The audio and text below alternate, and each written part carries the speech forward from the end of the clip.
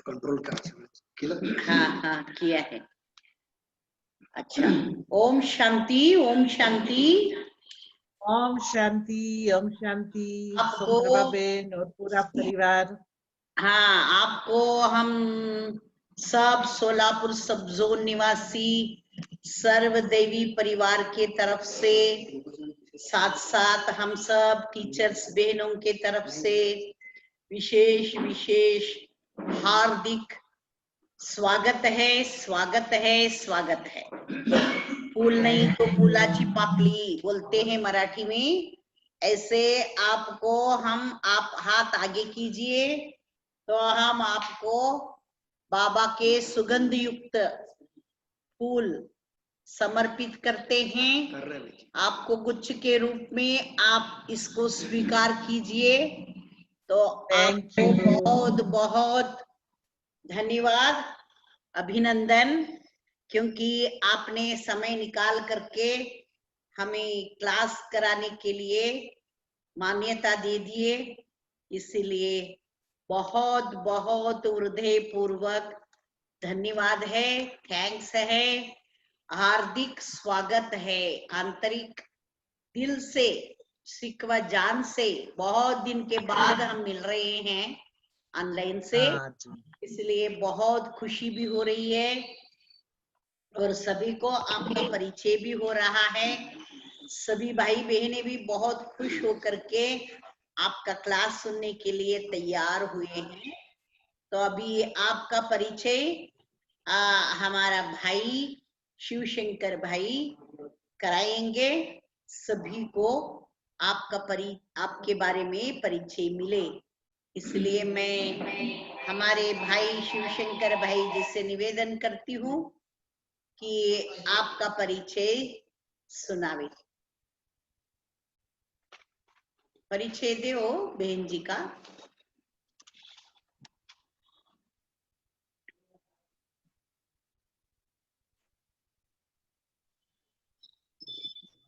Om Shanti.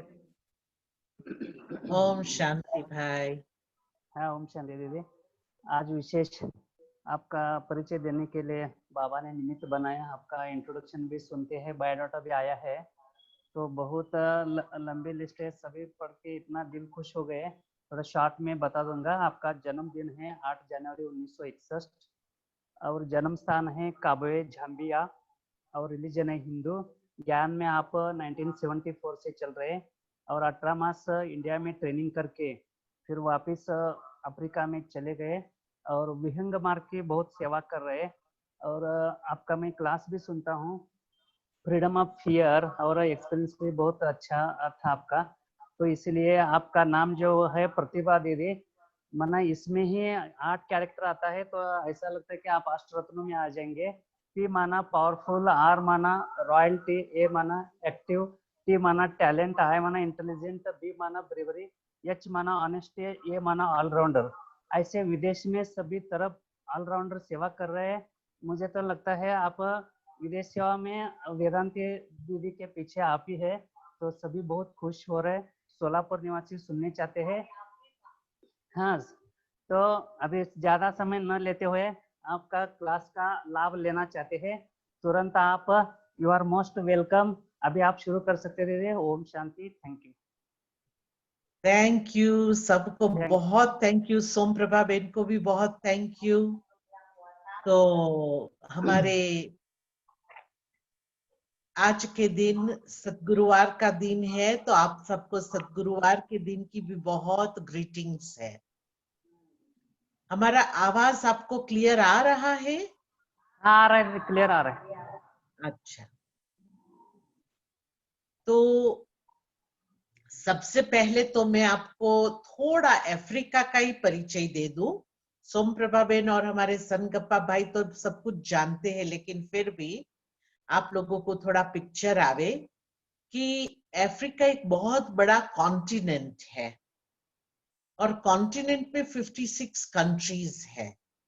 Countries मतलब जैसे कहते इंडिया है, बर्मा है, पाकिस्तान, चाइना, थाईलैंड, एशिया में ऐसी कंट्रीज है।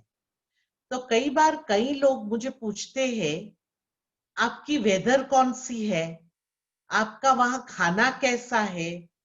तो मैं भी क्वेश्चन मार्क में आ जाती हूँ कि मैं 56 कंट्री का कौन सी कंट्री की बात बताऊं, वो मुझे क्वेश्चन होता है।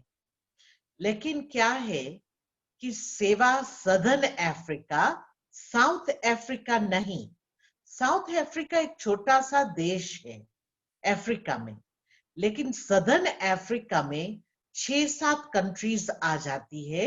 उसमें से ज़ैम्बिया में बाबा की सेवा शुरू हुई। हमारे लौकिक परिवार और लौकिक घर से ही सेवाएं शुरू हुई, और धीरे करते करते फिर हमारा लौकिक चाचा बहनों को लेके सदर्न अफ्रीका के आइलैंड्स में, इंडियन ओशन आइलैंड्स कहते हैं, तो वहां मॉरिशस में नेक्स्ट सेंटर खोला। और उसके बाद फिर ईस्ट अफ्रीका में बहनों को लेके गए, तो ईस्ट अफ्रीका में भी 5-6 कंट्रीज आ जाती है। तो अभी प्रेजेंट टाइम केन्या का जो कैपिटल सिटी नायरोबी है, वहां पर पूरे अफ्रीका का हेडक्वार्टर्स है, और हम वहां रहते हैं, वेदांती बहन और हम और बहनें नायरोबी में। लेकिन अभी आज सुबह मैं जिम्बाब्वे से आपको क्लास करा रही हूँ, क्योंकि फ्लाइट्स ओपन होने पर मैं जिम्बाब्वे आई हूँ। जिम्बाब्वे में 2 जगह पर बाबा के घर बड़े बड़े हैं, तो यहाँ पर मैं अभी हूँ हरारे कैपिटल सिटी में। तो बात ये है कि पूरा ही अफ्रीका एक बहुत अलग टाइप का सेवा का फील्ड कहो, या हम कहे पूरी ही दुनिया उसमें समाई हुई है, ऐसा फील्ड है। तो कई लोगों को मीडिया के तरफ से, न्यूज़पेपर के तरफ से बहुत ही गलत इंप्रेशन है कि अफ्रीका मतलब बहुत गरीब है। वो बीबीसी का एक वीडियो दिखाते हैं सब जगह, जहां काले काले छोटे बच्चे बहुत बीमार और गंदे हैं, बस वही अफ्रीका है। और वॉर टॉर्न गरीब जगह दिखाते हैं मीडिया वाले, तो समझते हैं कि वही अफ्रीका है। लेकिन आज मैं आपको बहुत स्पष्ट बताऊं कि आलीशान में आलीशान जीवन जीना है तो भी अफ्रीका में है, और गरीब में गरीब जीवन जीना है तो भी अफ्रीका में है। और बहुत ही ठंडी भी अफ्रीका में है। अभी मैं ठंडी के देश में बैठी हूँ, जहां स्नो तो नहीं पड़ता है, लेकिन जबरदस्त ठंडी है। और ऊंचाई मधुबन से भी ऊपर है हम एल्टीट्यूड के रूप से। और गर्मी देखनी है तो भी अफ्रीका में है, पहाड़ देखना है, स्नो देखना है, डेजर्ट देखना है तो भी अफ्रीका में है। सार में मैं आपको बताऊं कि यहाँ पर भय भी है, तो सिक्योरिटी वाले देश भी बहुत है। और मेरा लौकिक जन्म अफ्रीका में ज़ैम्बिया में हुआ, जहां पर हमने बहुत ही आलीशान जीवन जिया, जैसे एक छोटी सी प्रिंसेस के रूप से हम जीवन जी रहे थे। लेकिन इंटरेस्टिंग बात यह है कि बाबा ने हम लोगों को ऐसे सुख सुविधा वाले जीवन में से भी उठा करके अपना बना लिया।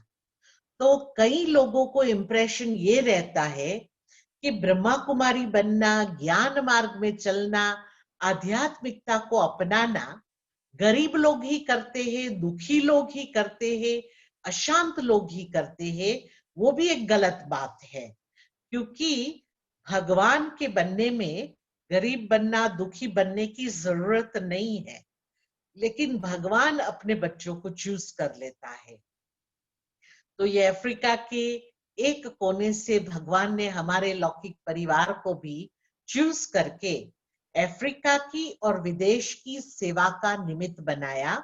हमारा लौकिक चाचा बड़ा राम भाई पटेल और मेरा लौकिक फादर डाया काका, जिसको सब जानते हैं, उन्होंने तो शरीर छोड़ दिया है, लेकिन मेरी लौकिक मदर अभी भी है, जो अफ्रीका की फर्स्ट टीचर बन करके यहाँ पर गीता पाठशाला शुरू की।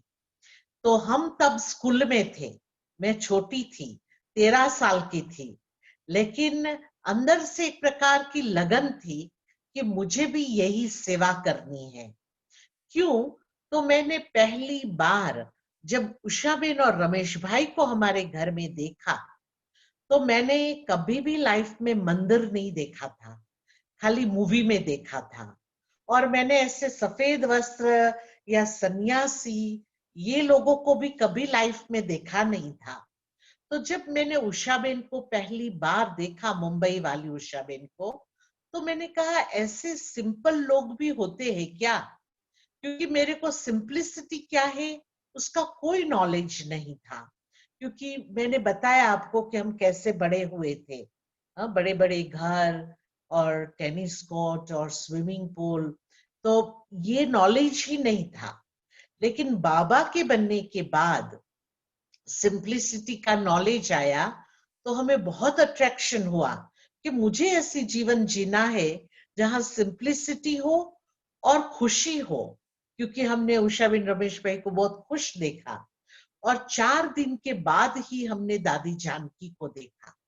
क्योंकि दादी जानकी हमारे पास आई और हमने दादी जानकी से 4 दिन की पालना ली, और ये पालना इतनी पावरफुल थी कि आज तक 47 इयर्स से अभी हम बाबा के बन करके चल रहे हैं। और मैं समर्पित भी हो गई। मुझे तो याद भी नहीं था, लेकिन बाबा ने एक बार मुझे कहा, बच्ची तू अफ्रीका की सबसे पहली कुमारी और सबसे पहली टीचर है।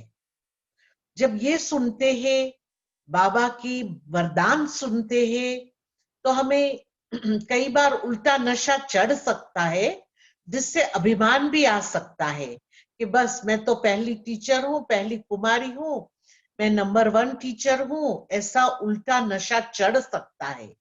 लेकिन हम लकी थे कि हमें वो नशा नहीं चढ़ा। लेकिन एक बात पक्की हो गई कि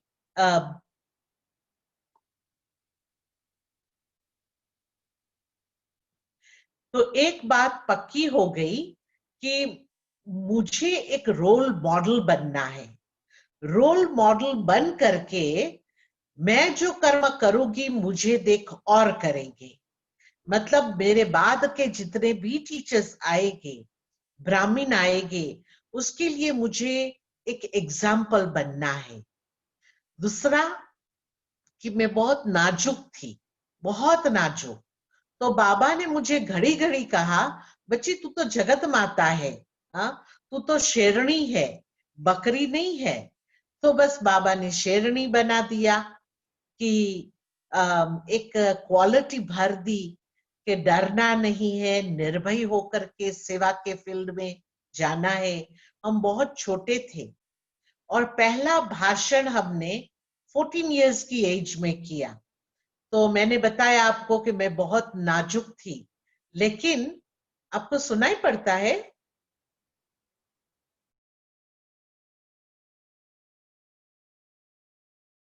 नहीं आता। मैगजीन दो, न्यूज़पेपर दो, तो मैं नहीं पढ़ सकती हूँ। तो बाबा ने ये भी कमाल की। तो हिंदी में कैसे सीखी? हमारे सेंटर में एक इंडिया का भाई, साउथ इंडिया का भाई आया था जॉब करने के लिए। तो उन्होंने हमको चिल्ड्रन क्लास में क ख ग सिखाया कि कैसे उसका प्रोनाउंसिएशन करना है। तो हमने क के बाजू में हिंदी लिखा, इंग्लिश लिखा के, फिर ख तो के एच। तो ऐसे करते इतना लिख करके सीखा, और उसके बाद उनकी भारत में फिर ट्रांसफर हो गई, तो वो चले गए और हमको फिर कोई और टीचर तो हिंदी था नहीं, लेकिन इतनी लगन थी।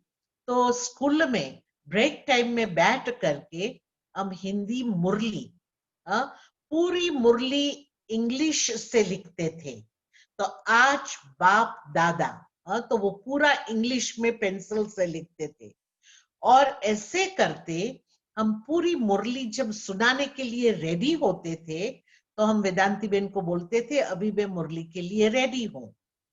तो हाथ में है हिंदी मुरली, सुनाई पड़ता है हिंदी, लेकिन पढ़ती हूँ ऊपर इंग्लिश। तो ऐसे करते करते हमने हिंदी सीखा। और उसके बाद इंटरेस्टिंग कि जो पैटर्न है ना, वो पैटर्न हमने समझी। हमको अभी भी सीरीज वाइज का ख नहीं आता है। आप मेरे को मिडिल का कोई भी अल्फाबेट पूछो तो मुझे नहीं आता है, लेकिन मुरली हिंदी अच्छी तरह से पढ़ लेती हूँ।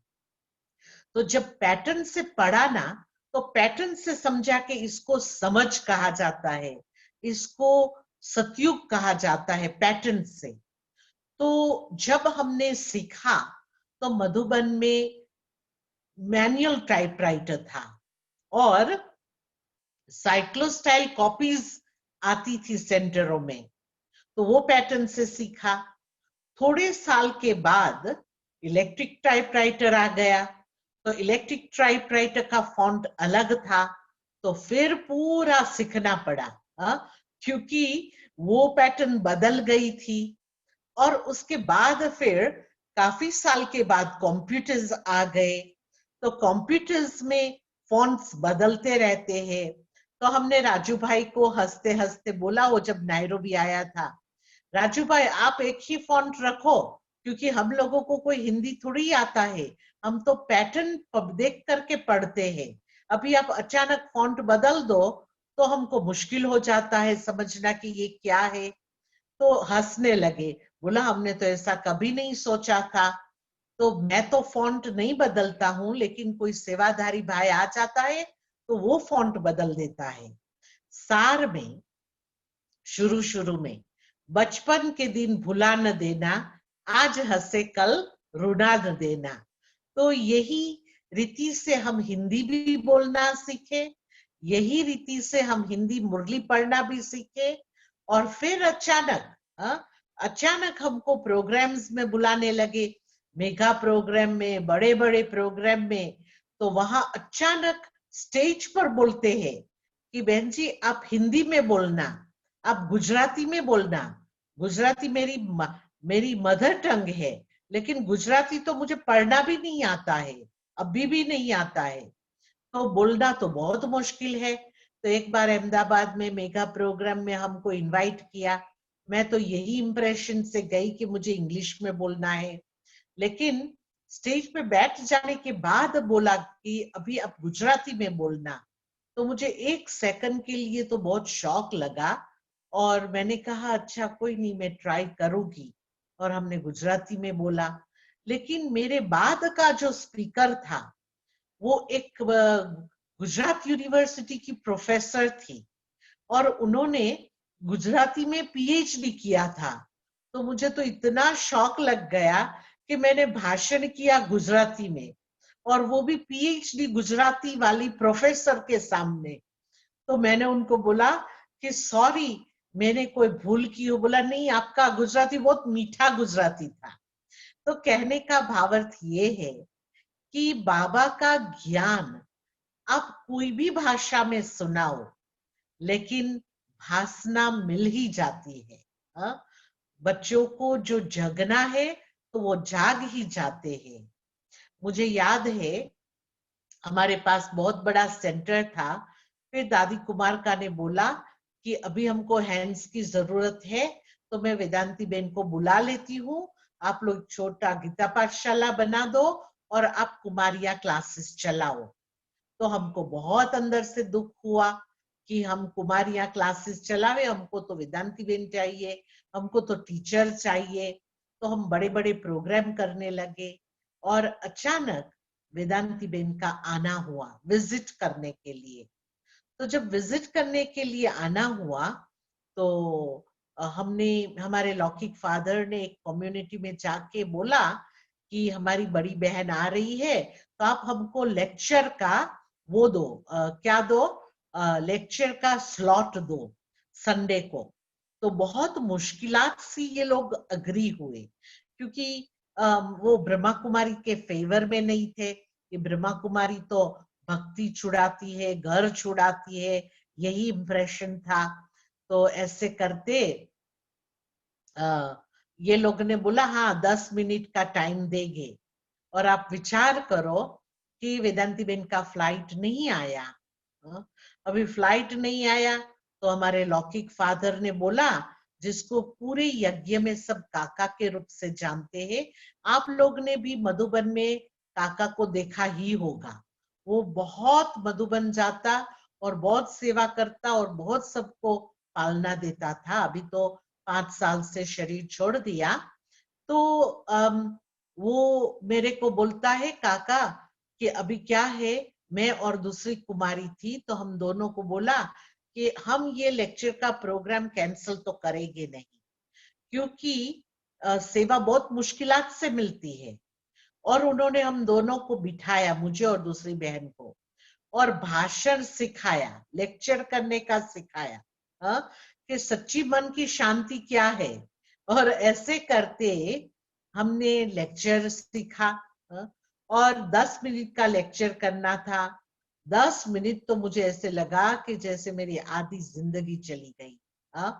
लेकिन बाबा ने ऐसी कला भर दी, हिम्मत बच्चे मदद बाप, कि बाबा की मदद इतनी रहती है कि हम वहां गए और 10 मिनट का टॉक दिया और एक हिम्मत का पांव उठाया, तो आज बाबा ने हमें वो हिम्मत भर दी कि एक हो तो भी हम लेक्चर कर सकते हैं, और 5000 हो तो भी कर सकते हैं, और लाख हो तो भी कर सकते हैं, और कोई भी भाषा में भी कर सकते हैं।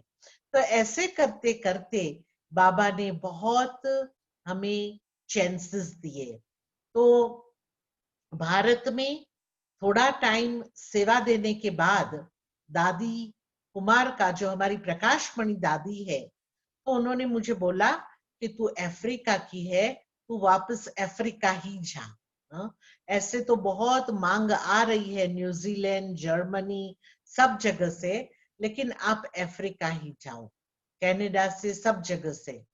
तो मैं अफ्रीका आई, लेकिन जैसे मैंने आपको बताया, मैं सदर्न अफ्रीका की बड़ी हुई हूँ, और अभी हमारी सेवा का स्थान था ईस्ट अफ्रीका।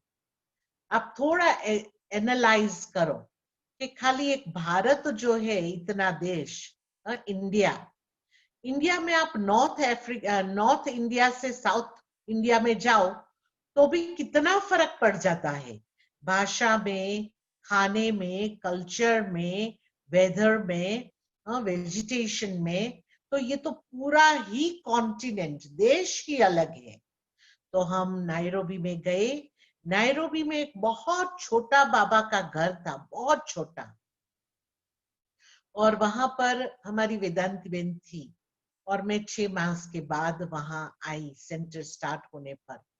और धीरे धीरे करते करते हम लोगों ने सेवा करते करते करते पहले एक एक टाउन में, विलेज में सेवा की, उसके बाद एक एक देश में सेवा की, और ऐसे करते आज पूरे अफ्रीका को हमने कवर किया है। हमारी प्रेजेंस पूरे अफ्रीका में है।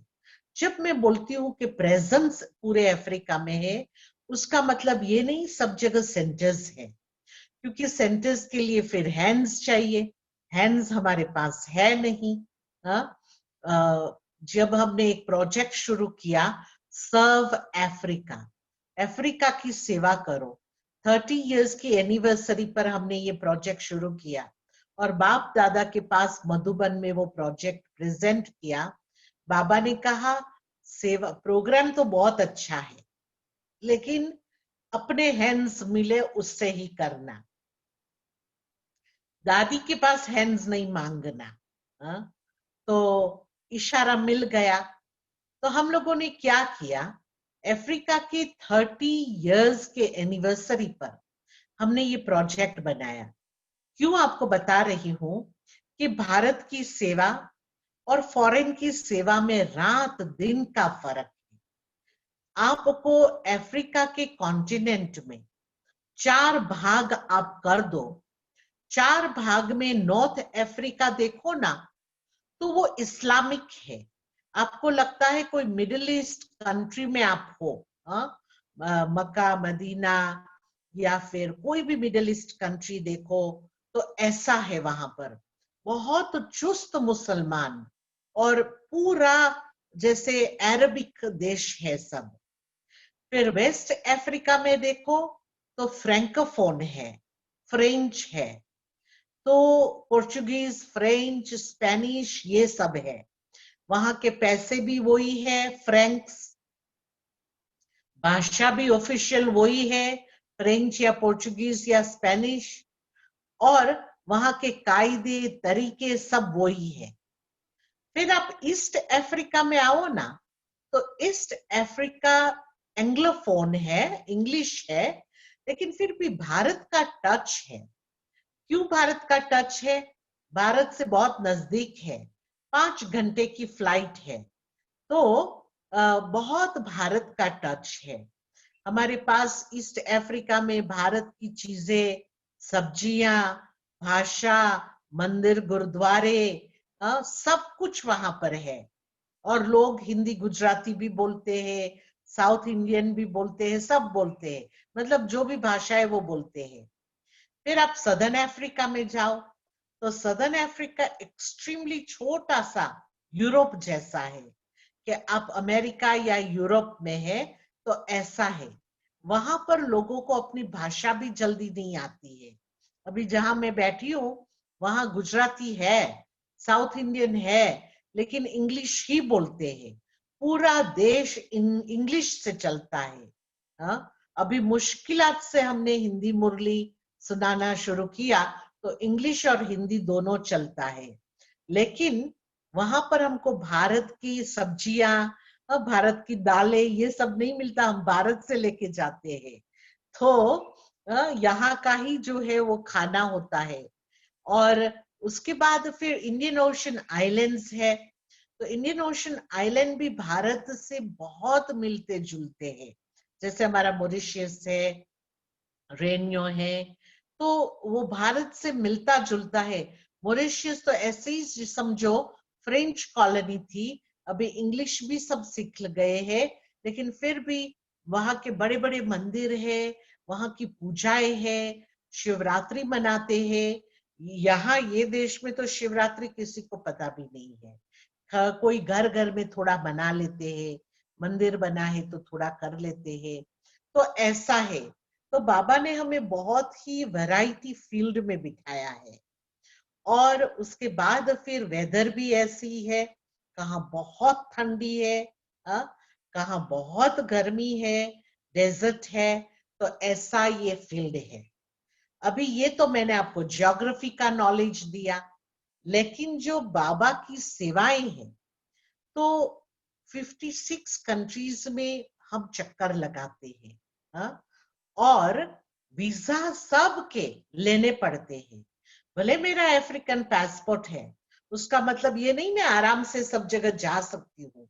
कोई कोई देशों में जा सकती हूँ, लेकिन और सब देशों में जैसे आप भारत का पासपोर्ट है, आपको वीजा की प्रोसीजर करनी है, ऐसा ही मुझे भी करना है, कोई फर्क नहीं पड़ता है। तो हमको बाबा ने, ड्रामा ने एक ब्लेसिंग दिया है, ब्लेसिंग इन डिस्गाइज कहते हैं। ब्लेसिंग क्या दिया है कि टीचर्स को समय प्रति समय मूव होना पड़ता है। जिन्होंने वर्क परमिट ले ली है वो आराम से वहां बैठे हैं, लेकिन सब जगह तो हम वर्क परमिट नहीं ले सकते हैं।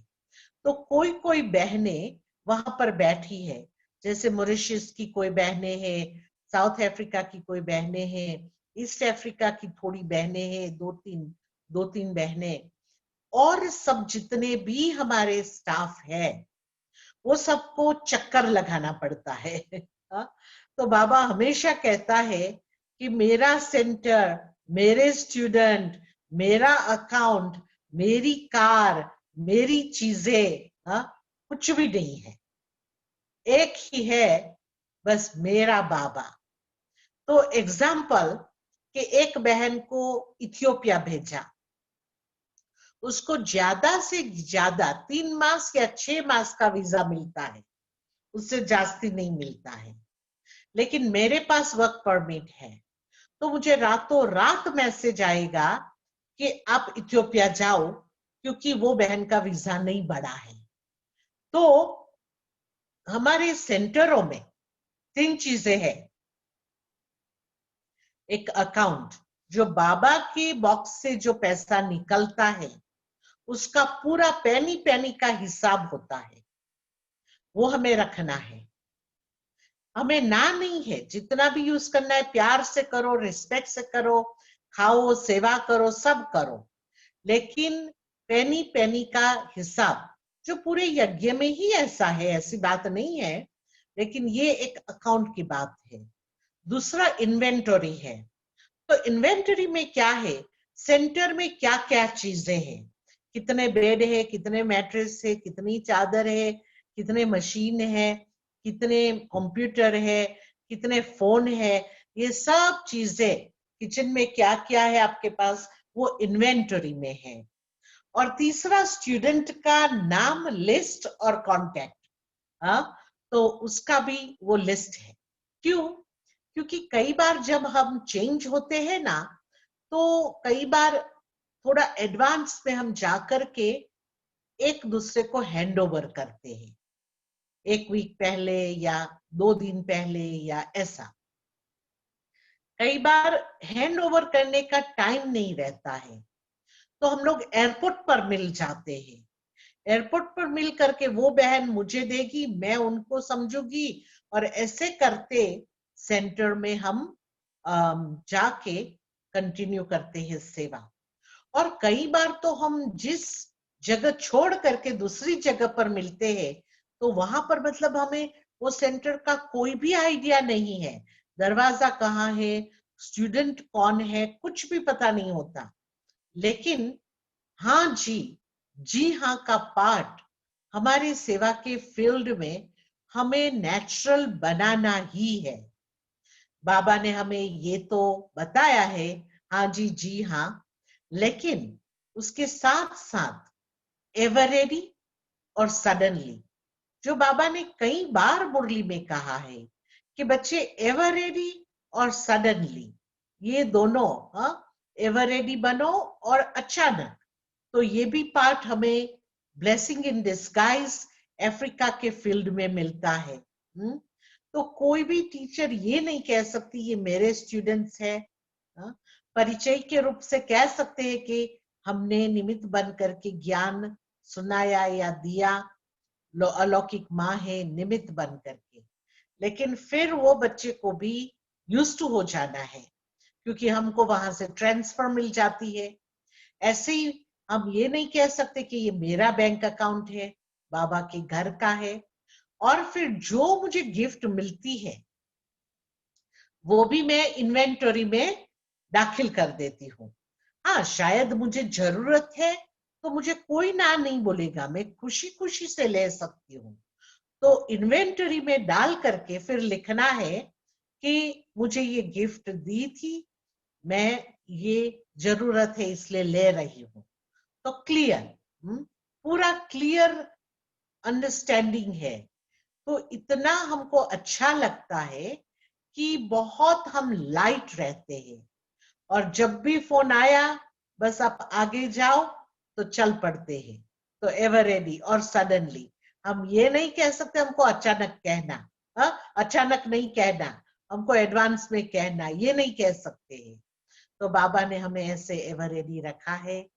और ये बात भी बताई मैंने कि एक कंट्री में बहुत वैरायटी खाना मिलता है, दूसरी कंट्री में जो भी मिलता है वो खाना है।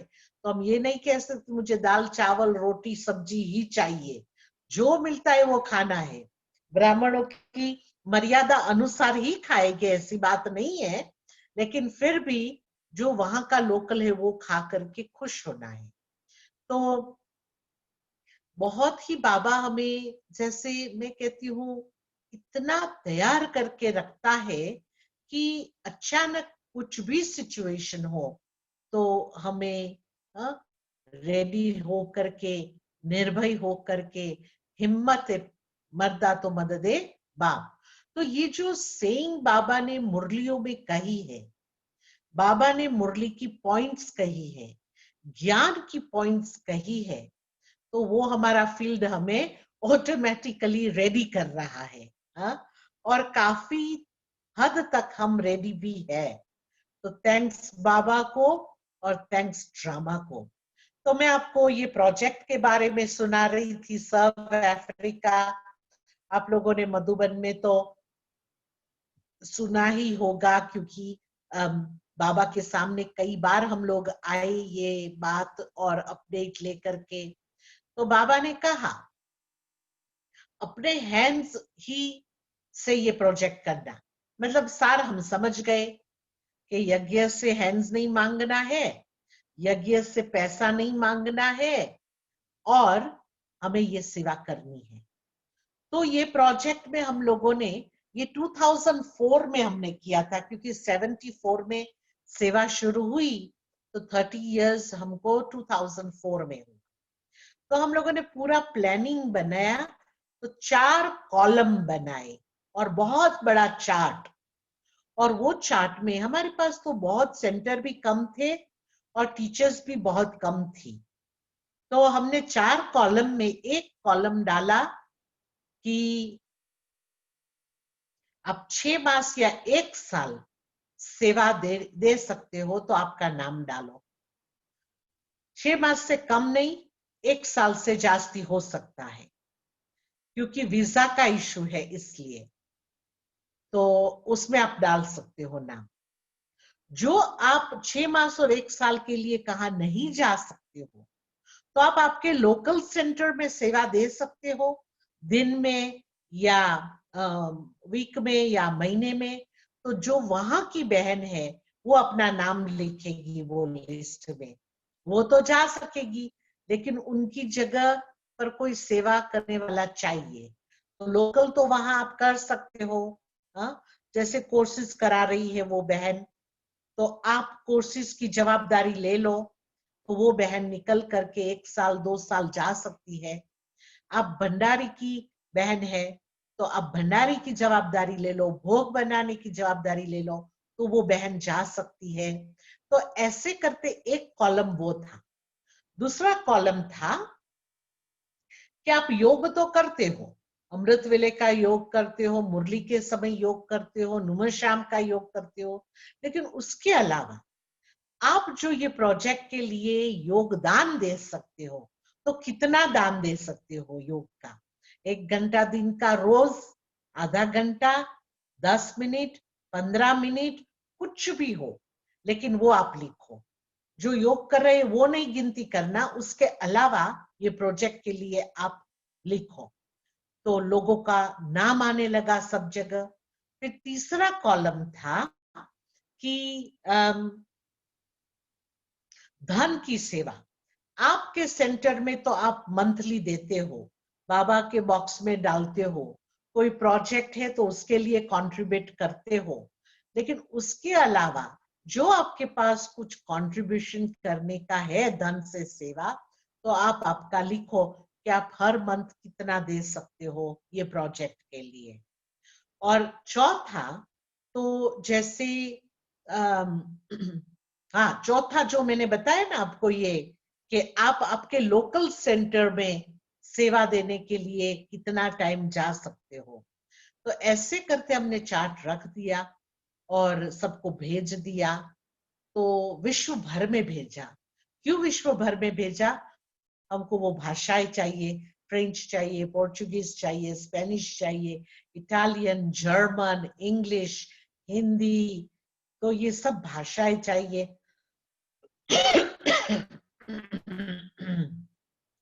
कईयों के नाम आने लगे, सब चीजों में कईयों के नाम आने लगे।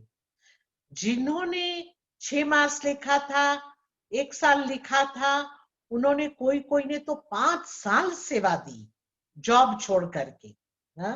फिर बोला अभी मुझे जाना पड़ेगा क्योंकि हमारा जॉब का टाइम वो हो गया है, तो वो चले गए। कोई कोई तो कहते हैं कि हम समर्पित होना चाहते हैं, तो समर्पित हो जाते हैं। कोई कोई कहते हैं कि मैं फुल टाइम अभी हमारे लोकल सेंटर में सेवा दूंगी, तो उनकी टीचर ने ट्रांसफर ले लिया। तो ऐसे करते हमारा प्रोजेक्ट चल पड़ा और इतनी अच्छी तरह से चला कि हमने 30 इयर्स में 17 देश, 16 देश कवर किए थे। और 3-4 साल में हमने पूरा अफ्रीका कवर कर दिया। पहले भी आपने मेरे द्वारा सुना कि हमारी सब कंट्रीज में प्रेजेंस है। तो प्रेजेंस का मतलब ये है, या तो सब कंट्री मतलब नॉर्थ अफ्रीका को छोड़ करके, क्योंकि नॉर्थ अफ्रीका इस्लामिक कंट्री है, तो वहां पर थोड़ा गवर्नमेंट के कारण हम इतना कर नहीं सकते हैं, गुप्त रूप में सेवा करनी होती है। उसके अलावा तो प्रेजेंस का मतलब ये है, या तो सेंटर है, या तो गीता पाठशाला है किसी के घर में, या तो एक बाबा का बच्चा वहां पर है, मतलब झंडा लहरा रहा है गुप्त रूप से भी। तो इस रूप से पूरे कॉन्टिनेंट में बहुत अच्छी सेवाएं चल रही है और बाबा बहुत अच्छे अच्छे अनुभव करा रहे हैं। तो ये तो आपको मैंने अफ्रीका का परिचय दिया। अभी बाबा हम बच्चों को गॉडली स्टूडेंट के रूप से पढ़ा रहा है। तो हमारे 4 सब्जेक्ट है ये स्पिरिचुअल यूनिवर्सिटी में: ज्ञान, योग, धारणा और सेवा। और जब हम साकार मुरली सुनते हैं तो हमने छोटेपन से ही उस रूप से सुनना, पढ़ना और सुनना शुरू किया 4 सब्जेक्ट के रूप में साकार मुरली। तो 4 सब्जेक्ट बाबा कभी योग के ऊपर बहुत जोर देता है, फिर कभी ज्ञान के ऊपर जोर देता है, कभी सेवा के ऊपर, कभी धारणा के ऊपर। तो वो कॉन्शियसनेस लाना बहुत जरूरी है कि आज बाबा ने मुझे कौन से सब्जेक्ट का जोर दिया है। तो मैं सच बताऊं, आज मैंने मुरली अभी तक पढ़ी नहीं है, क्योंकि हमारा क्लास का टाइम यही है। तो इसलिए आपका क्लास करा करके मैं मुरली पढ़ूंगी। तो मुझे पता नहीं है कि आज के मुरली में बाबा ने किस चीज पर जोर दिया है। तो अभी पढ़ेंगे, उसके बाद पता चलेगा। लेकिन जैसे बाबा ने कल धारणा के ऊपर बहुत जोर दिया था कि बच्चे कई बार चना देखते हैं तो चना खाने का मन हो जाता है, ये होता है वो होता है। तो बाबा ने धारणा के ऊपर बहुत जोर दिया। कभी बाबा सेवा के ऊपर जोर देता है, बच्चों को बड़े बड़े पिक्चर बनाने चाहिए, यहाँ जाना चाहिए, वहां जाना चाहिए। तो साकार मुरली में बाबा उस रूप से हमें पालना दे रहा है। तो एक है साकार मुरली और दूसरी है अव्यक्त मुरली। और दोनों ही अभी तो रिवाइज करने का समय आ गया है। हमको साकार मुरली तो हमने बाबा साकार बाबा को तो देखा नहीं था। फॉरेन की सेवा बाबा अव्यक्त होने के बाद हुई शुरू 1970s में, और अव्यक्त बाप दादा की हमने बहुत पालना ली, बहुत पालना ली। लेकिन साकार मुरली हमारे लाइफ में दवाई का काम करता है। जैसे बीमार होता है और डॉक्टर दवाई देता है कि इतना इतना डोज आप सुबह शाम लेना, तो इसी प्रकार से साकार मुरली दवाई का काम करता है और अव्यक्त मुरली इंजेक्शन का काम करता है। थोड़ा जोर लगता है, थोड़ा टफ लगता है, लेकिन बीमारी बहुत दूर तो हो जाती है। तो अव्यक्त मुरली जैसे बहुत स्ट्रॉन्ग है, एसेंसफुल है, बहुत डीप है। अव्यक्त मुरली जब सुनती हूं ना, तो आप देखना अव्यक्त मुरली के ऊपर जो टाइटल होता है ना, वो एक शब्द होता है, या तो तख्त नशीन होता है, या तो विजय आत्मा होता है, या तो क्या सफलता की मूर्त होता है। तो मतलब एक एक शब्द होता है, वो है बीज। कभी शांति होती है, कभी त्रिकालदर्शी होता है, कभी त्याग होता है। तो एक शब्द होता है जिसके ऊपर बाबा फिर धीरे धीरे विस्तार करता है। तो बाबा क्या करता है, एक बीज अव्यक्त मुरली में ले लेता है, फिर वो बीज को डालता है हमारे अंदर। फिर वो बीज को बड़ा होने पर बाबा उसको एक दृढ़ता देता है, दृढ़ता का पानी डालता है कि अभी दृढ़ बनो ये बात में कि मुझे सफलता की मूर्त बनना ही है, मुझे त्याग मूर्त बनना ही है। लेकिन वो दृढ़ता में विघ्न आ जाते हैं बीच बीच में। हाँ, तो माया वो जो क्या बोलते हैं, माया थोड़ा डिस्टरबेंस लाती है। हाँ, और उसके बाद फिर जो वो आप प्रैक्टिकल में करो तो उससे फायदा क्या है? तो फायदा क्या है? फल। हाँ, वो वृक्ष में फल लगता है, फायदा, रिजल्ट। और वो कौन सी विधि से करना है तो वो बाबा बताता है कि बच्चे त्याग मूर्त बनना है, सर्वंश त्याग करना है, तो वो कैसे करना है वो भी बताता है विधि। तो बीज डाला, फिर उसकी पालना की बीज की, फिर उसमें दृढ़ता का पानी डाला, फिर उसको ग्रो किया और फिर उसका विस्तार हुआ, टाल टालियां निकले और ऐसे करते करते हमें फल मिल जाता है। तो फल हम बहुत मीठा खा सकते हैं। तो इस प्रकार से अव्यक्त मुरली, आप उस नशे से ये संडे को सुनना, आपको बहुत मजा आएगा। और साकार मुरली इस नशे से सुनना कि मैं गॉडली स्टूडेंट हूं और मेरे ये 4 सब्जेक्ट है। तो ऐसे करते करते मैं कब बड़ी हो गई, पढ़ते पढ़ते समर्पित हो गई, और समर्पित होते छोटी टीचर थी एक छोटे से सेंटर में, और बाबा ने बहुत ही जवाबदारी डाल दी। तो जवाबदारी को निभाना वो तो हमारे ही हाथ में है। तो कई बार क्या होता है कि हमारे पास कैपेसिटी नहीं होती है, लेकिन कैपेसिटी डालनी पड़ती है, बनानी पड़ती है। तो मुझे याद है वेदांती बेन मुझे मधुबन में छोड़ करके वो अचानक नायरोबी चली गई कि आप है ना रिट्रीट को संभालना। हाँ? जो रिट्रीट होने वाली है उसको संभालना। तो मैं तो अपने आप को बहुत छोटी मानती हूँ। मैंने कहा नहीं, मैं नहीं संभाल सकती हूँ, मधुबन में मैं कैसे रिट्रीट करा सकती हूँ, मैं तो बहुत छोटी हूँ।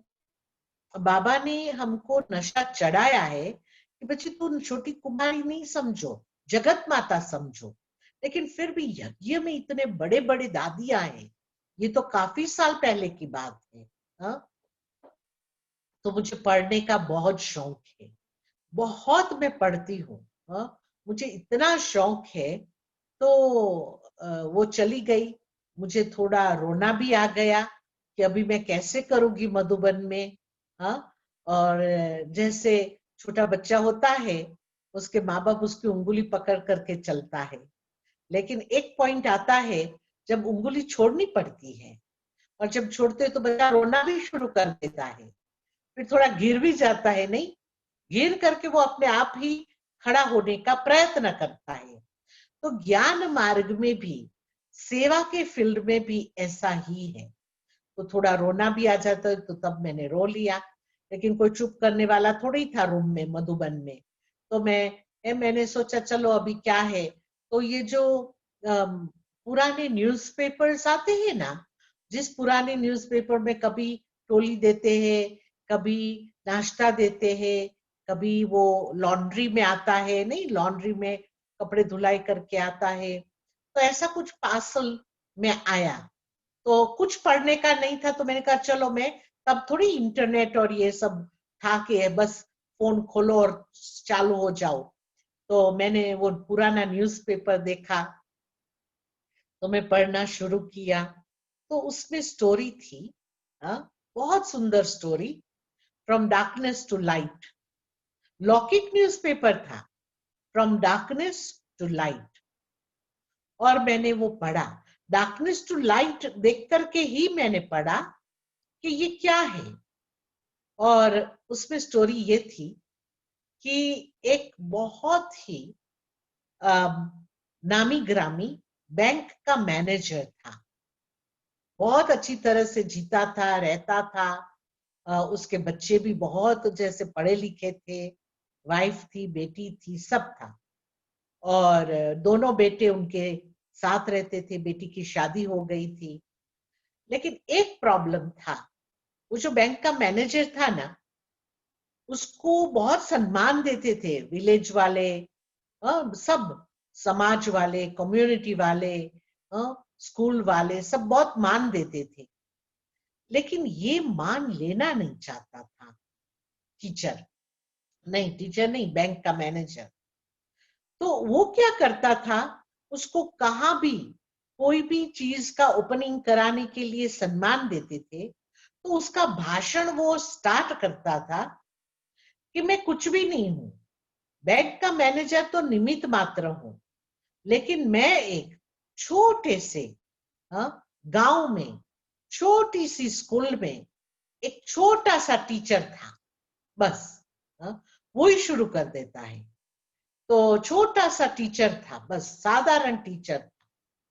तो उसके बेटों को बहुत गुस्सा आता था कि आपको लोग इतना मान देते हैं और आप देखो क्या कर रहे हो, घड़ी घड़ी बस यही बात है, जहां जाओ वहां। तो उन्होंने बैंक में जॉब करते करते अपने गांव में बहुत अच्छी स्कूल बनाई, जहां वो टीचर था, जहां वो पढ़ा। तो उसको ओपनिंग के लिए बुलाया, तो पूरा परिवार गया। बच्चों को तो बहुत अभिमान है, बहुत अभिमान कि हम बहुत बड़े बैंक के मैनेजर के चिल्ड्रन हैं। लेकिन उसने तो भाषण में भी वही शुरू कर दिया कि ये छोटे से गांव में, छोटी सी स्कूल में मैं एक छोटा सा टीचर था, बस। तो घर जाके बच्चों ने बहुत झगड़ा किया कि अभी तो चुप हो जाओ, अभी तो ये बंद करो। और उसके बाद फिर उसकी बहन दूसरे गांव में रहती थी, दूर। तो वो लोग ड्राइव करना शुरू किया, क्योंकि बहन ने कोई प्रोग्राम के लिए इनवाइट किया था, बच्चे की पार्टी के लिए। तो वो लोग गए, मदर, फादर और दो सन भी पढ़े लिखे हैं। तो बस वो वहां पहुंचे प्रोग्राम में, और बेटी ने बोला कि मेरे बच्चे को आशीर्वाद दो पापा। तो वो उन्होंने, मैनेजर ने फिर शुरू कर दिया कि मैं क्या आशीर्वाद दूंगा, आशीर्वाद तो भगवान देता है हम सबको। मैं तो एक छोटे से गांव में, छोटी सी स्कूल में एक छोटा सा टीचर था। तो ऐसे करते वो बच्चे को बहुत गुस्सा आया, दोनों को। उसमें से एक बेटा बाप के साथ जा रहा था, क्योंकि उनका जॉब का था, और माँ और बेटा बहन के घर में भी रखने वाले थे। तो ड्राइव करने लगे। तो बेटा ड्राइव कर रहा था, बाप बाजू में बैठा था और बोल नहीं रहे थे, क्योंकि बेटा बहुत गुस्से था, बहुत गुस्से था। और उसके बाद फिर रात हो गई थी, सुबह पहुंचना था जॉब पे दोनों को। तो रात को, आधी रात को, डाकू लोगों ने उनकी गाड़ी को स्टॉप किया, और गाड़ी को स्टॉप करने पर दोनों को पकड़ लिया, और पकड़ करके बोला जितना पैसा है दे दो। बोला हमारे पास कुछ भी नहीं है। तो ये भाई ने फिर शुरू कर दिया, मैं तो एक बैंक का साधारण मैनेजर हूं, मैं एक छोटे से गांव में, छोटी सी स्कूल में छोटा सा एक साधारण टीचर था। तो वो चोर लोग ने सोचा, डाकू लोगों ने, कि ये तो कुछ देने वाला नहीं है, तो चलो हम सरदार के पास उनको ले चले, सरदार तो उसको मार ही डालेंगे दोनों को। तो ऐसे करते वो लोग आंखें बांध करके वो जंगल में ले गए। कहाँ जा रहे थे ये लोग ने नहीं देखा, लेकिन जंगल में बहुत अंधेरी रात में ले गए, अंधेरा हो गया था ना। तो सरदार के पास ले गए, और सरदार को बताया, अपने बॉस को बताया कि ये दोनों कुछ देने के लिए तैयार नहीं है। है तो बैंक का मैनेजर, बैंक से भी पैसा निकाल सकता है। तो सरदार ने बोला कि सीधा सीधा पैसा दे दो निकाल करके, नहीं तो हम आपको दोनों को मार डालेंगे। तो ये भाई ने फिर शुरू कर दिया कि मैं तो है ना एक छोटे से गांव में, एक छोटी सी स्कूल में एक साधारण टीचर था। तो गांव का नाम थोड़ी बोला था, स्कूल का नाम थोड़ी बोला था, लेकिन जो आवाज था ना, नम्रता का आवाज, मिठास का आवाज, निर्भयता का आवाज, हाँ, वो जो सरदार था उसने कैच कर लिया। और वो आवाज सुन करके, ये भाई ने तो वो पट्टी बांधी थी, देखा नहीं था, तो वो सरदार उसके पांव पकड़ लिए, सो गया, दंडवत प्रणाम किया और ये विचार कर रहा है, सब विचार कर रहे हैं, ये क्या कर रहा है सरदार, हाँ? लोगों को मारने वाला ये आज ये मैनेजर के पांव पकड़ने लगा। उसका बेटा भी बहुत सरप्राइज हो गया और उसने कहा कि पट्टी खोल दो, हाथ छोड़ दो, हाँ? और उसके बाद वो खड़ा हुआ और रो रहा था, सरदार रो रहा था और उसने कहा, ये तो पहचान नहीं सका, बहुत साल हो गए थे। तो उसने कहा कि वो छोटे से गांव में, वो छोटी सी स्कूल में, वो छोटे से टीचर का मैं एक छोटा सा स्टूडेंट था। और उसके बाद फिर बहुत रोया, बहुत रोया, मुझे माफ करना। टीचर को याद दिलाया कि हम दो भाई थे, आपने हमें बहुत प्रेरणा दी, बहुत मार्गदर्शन दिया, लेकिन मेरे भाई ने आपका सब कुछ माना। आज मेरा भाई कहाँ है, बहुत बड़ी पोस्ट पे है, और मैंने नहीं माना, मैंने गलत रास्ता ले लिया, तो मैं डाकू बन गया, मैं ये जंगल में बहुत बड़ा कांटा बन गया और अंधेरी रात में मैं लोगों को लूटता हूं। तो आपने मुझे सोजरे में लाया, अंधेरी रात से दिन कर दिया मेरे जीवन में, और दिन भी हो गया था, सुबह भी हो गई थी। तो वो इतना सम्मान दे करके उनके टीचर को और उनके बेटे को घर छोड़ के गया, बहुत माफी मांगी और ये सही रास्ते पर आ गया। तो अंधेरे से सोजरे की तरफ वो डाकू तो आ गया, लेकिन वो बेटा बहुत रोया बाप के सामने और उसने कहा कि हम भी अभिमान की अंधेरी रात में फंसे हुए थे और आप वो अभिमान में कभी भी नहीं आए, तो आप सोजरे में ही थे, लेकिन आज आपने मुझे भी जगा दिया, हाँ? तो पापा हम अभी कभी भी आपको ये नहीं कहेंगे कि ये नहीं बोलो, आप बोलो, आपने मेरी और आपका जीवन बचाया, यही शब्दों से, यही नम्रता से और यही ज्ञान से।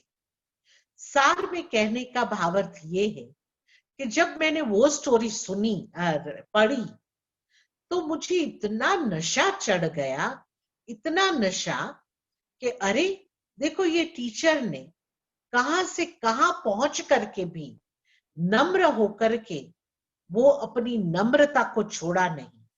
वो एक साधारण टीचर से बहुत बड़ा बैंक मैनेजर बना, तो उसने अनेकों के जीवन को परिवर्तन कर दिया। तो मैं एक छोटी सी टीचर, हाँ, तो छोटी सी टीचर थोड़ी रहूंगी, लेकिन मेरी एक धारणा बना ली कि मैं यज्ञ के कोई भी पोजीशन में आऊं, कुछ भी जवाबदारी लूं, कोई भी टाइटल मुझे मिले, लेकिन मुझे वो ही बाबा का छोटा सा बच्चा, बाबा के घर की छोटी सी टीचर बनकर के ही रहना है। तो छोटे तो रहेंगे नहीं, बड़े तो होते जाएंगे, शरीर से भी बड़े हो जाएंगे, रिस्पॉन्सिबिलिटी से भी बड़े हो जाएंगे। वो दिन मुझे इतनी हिम्मत मिल गई कि मैंने रिट्रीट किया, हाँ, उसकी जवाबदारी ली, और वो रिट्रीट इतनी सक्सेसफुल हुई, इतनी सक्सेसफुल हुई कि यज्ञ ने हमारे में भरोसा किया, और आज मैं बहुत सालों से हमारा peace of mind, call of the time, जो भी प्रोग्राम्स है, तो दादी जान की, दादी कुमार का हमें उसका जवाबदार बनाते हैं, पूरा जवाबदार नहीं लेकिन डिपार्टमेंट का जवाबदार बनाते हैं, और मैं बहुत सालों से ये सेवा मधुबन में करने जाती हूँ। तो मधुबन से हमने पालना तो बहुत ली, लेकिन अभी रिटर्न करने का टाइम है। तो मधुबन में 2-2 मास रहने का चांस मिलता है, ये रिट्रीट्स कराने का चांस मिलता है, उसमें जवाबदारी लेने का चांस मिलता है। तो देखो, छोटे से टीचर से बाबा ने हमें क्या बना दिया। जैसे हमारी मम्मा को जगत माता बना दिया, तो बाबा ऐसे हमें ग्रो कराता है, अपॉर्चुनिटीज देता है, और वो अपॉर्चुनिटी मुझे नम्रता से स्वीकार करनी है। तो ऐसे करते करते मेरे को आप टाइम बताना कि कितना टाइम बाकी है। अच्छा, ओके, अभी है हमारे पास 15 मिनट। तो ऐसे करते करते यज्ञ में काफी जवाबदारियां आ गई। हाँ, तो एक तो मधुबन में साल में 2 बार हम जाते हैं। इस अक्टूबर को तो नहीं जाएंगे, नहीं तो अक्टूबर नवंबर हम वहां रहते हैं, दिसंबर में वापस आते हैं, और फरवरी में जाते हैं, या एंड ऑफ जनवरी जाते हैं, मार्च में वापस आते हैं। तो दादी जानकी ने कूट कूट करके भरा है कि आप कभी ये नहीं कहना कि मैं अफ्रीका की हूं या मेरा फील्ड ये है, लेकिन मैं विश्व सेवाधारी हूं, मैं विश्व की सेवा करूंगी, और जहां भी मेरे को सेवा के लिए बुलावे तो मैं एवर रेडी होकर के जाऊंगी। तो मैं सेंटर कल्याणी नहीं हूं, हाँ? मैं जोन कल्याणी नहीं हूं। अभी ही बाबा ने अव्यक्त मुरली रिवाइज हमने सुनी, तो उसमें बाबा ने कहा था, लेकिन मैं विश्व कल्याणी हूं। तो कहाँ भी बैठ करके, छोटे सेंटर में या बड़े सेंटर में, हाँ, यूरोप में या भारत में या अफ्रीका में, कहाँ भी बैठ करके एक ही मेरी मन की स्थिति है, मैं विश्व कल्याणी हूं, विश्व सेवाधारी हूं, मैं हद की सेवा से परे हूं। और ये सोच करके हमारे में एबिलिटी आ जाती है। एबिलिटी क्या है? एक बार दादी ने बहुत अच्छा क्लास कराया था मधुबन में, रिस्पॉन्सिबिलिटी। रिस्पॉन्सिबिलिटी इंग्लिश शब्द है। तो कई बार हम क्या कहते हैं, बड़ी बहन बस इसको ही जवाबदारी देती है, रिस्पॉन्सिबिलिटी देती है, मुझे कभी नहीं देती है, इसको ही चांस देती है, मुझे कभी नहीं देती है। देना नहीं है, लेना है। और लेना कैसे है? कि रिस्पॉन्स, रिस्पॉन्स मतलब जब हमारे जीवन में अपॉर्चुनिटी आती है तो मैं बहुत पॉजिटिव रिस्पॉन्स दूं, हाँ जी, जी हाँ। और जब मैं पॉजिटिव रिस्पॉन्स दूंगी तो एबिलिटी ऑटोमेटिकली मेरे में आ जाएगी। एबिलिटी मतलब हिंदी में क्या है? वो कला मेरे में आ जाएगी। आता है या नहीं आता है? आप कहेंगे मतलब आपको एक अपॉर्चुनिटी आई कि आप ये करना, भोग बनाना, तो आप कहेंगे मुझे तो नहीं आता है, बस अपने दरवाजा बंद कर दिया। दादी को तो ये भी पसंद नहीं है कि मैं ट्राई करूं, कहना है मैं करूंगी, जरूर करूंगी, मैं भोग बनाऊंगी। बस एक स्टेप, एक कदम हिम्मत का लिया ना, बाबा हमारे में वो एबिलिटी भर देगा। तो हमने शुरू से ही ये पक्का रखा। मुझे भोजन की अपॉर्चुनिटी आती थी कि ये बनाओ, तो मैं नहीं आता है फिर भी मैं बनाऊंगी, ट्राई करूंगी, लेकिन ट्राई शब्द नहीं बोलना है, लेकिन करूंगी, जरूर करूंगी। और उसके बाद फिर बोले तो आप कोर्स कराओ, तो मैं करूंगी, आप यहाँ जाके भाषण करके आओ, मैं करूंगी। तो ऐसे करते करते दरवाजे खुलते जाते। कंप्यूटर की कोई स्कूल में हम नहीं गए हैं, लेकिन हाँ मैं करूंगी। तो ऐसे करते करते रोज सीखना है, रोज सीखना है। तो रोज सीखते सीखते सीखते मैं आपको इतना कह सकती हूँ कि जिसने कंप्यूटर यूनिवर्सिटी में पढ़ा है, स्कूल में पढ़ा है, कॉलेज में पढ़ा है, उसको भी मैं कभी हेल्प कर लेती हूँ। अनजान में। कहते बेन ये होता नहीं है, ये होता नहीं है। तो कहते ऐसे ट्राई करो, ये करो और हो जाता है। बोले आपको कैसे पता? बस वही तो है। तो ऐसे करते रिस्पॉन्सिबिलिटी लेना शुरू करते हैं। तो हमने भी ऐसे ही रिस्पॉन्सिबिलिटी ली। तो एक बात मैं आपको बताऊं, दादी हमारी प्रकाश मणि ने यज्ञ को कैसे चलाया वो तो आप सब जानते हैं। दादी का दिन अभी ही गया, 2-3 दिन पहले, कितने 2 दिन हुए ना, तो दादी का दिन गया। तो दादी प्रकाश मणि बहुत छोटी ज्ञान में आई थी, बहुत छोटी कुमारी थी। कोई स्कूल का उसको इतना नॉलेज तो था नहीं, लेकिन इतनी हम्बल और इतनी मीठी, और हम्बल और मीठी तो थी, लेकिन बाबा का हाथ भी उसके ऊपर पड़ा। जब अव्यक्त हुए बाबा, तो उसका हाथ उनके हाथ में छोड़ के गए, और बाबा ने सारी शक्तियां दादी कुमार का में भर दी। तो ऐसे हमारे सामने हमारी दादियां, हमारे बड़े भाई, हमारी बड़ी बहनें एक एग्जाम्पल रूप है। उन्हों से हम गुण ग्रहण कर सकते हैं, खींच सकते हैं और हमारे में डाल सकते हैं। तो दादी कुमार का ने एक बार 1988 की बात है, अचानक बड़ी बहनों को बुलाया। तो वेदांती बहन को बुलाया अचानक, रातों रात, 88 में, 1988। और मैं आपको प्रिसाइसली बताऊं ना, तो end of July, 31 of July. तो रातों रात, तब तो हम मधुबन बहुत नहीं जाते थे, लेकिन बुला लिया तो वो चली गई। तो मेरे को बोला वहां ये कंट्री में प्रोग्राम है, वो कंट्री में प्रोग्राम है, मुझे जाने का है, आप बुकिंग कराओ और आप चली जाओ और प्रोग्राम करके आओ। उनको 100% विश्वास है कि ये करके आएगी, इसलिए मैंने बुकिंग करा लिया और वो मधुबन चली गई। मैं बुकिंग करके बहुत मेहनत से वो कंट्री में पहुंची, प्रोग्राम किया। तो दूसरी कंट्री में जाना था, तो मतलब कंट्री में नहीं, दूसरी सिटी में जाना था। एरोप्लेन में अनाउंसमेंट हुआ कि miss P Patel please do not proceed and return back, आप फ्लाइट छोड़ करके उतर जाओ। ये मैसेज माउंट आबू से आया है। ओ मैं तो बहुत घबरा गई कि वेदांती बेन वहां है, दादी वहां है, ये ऐसा मैसेज क्यों आया? अचानक ऐसा मैसेज क्यों आया? तो मैंने बहुत रिक्वेस्ट किया तो मेरे को उतरने नहीं दिया। एनीवे, लॉन्ग स्टोरी शॉर्ट, तो मैं फिर वहां पहुंची, प्रोग्राम किया और फिर वापस चली गई दूसरे दिन।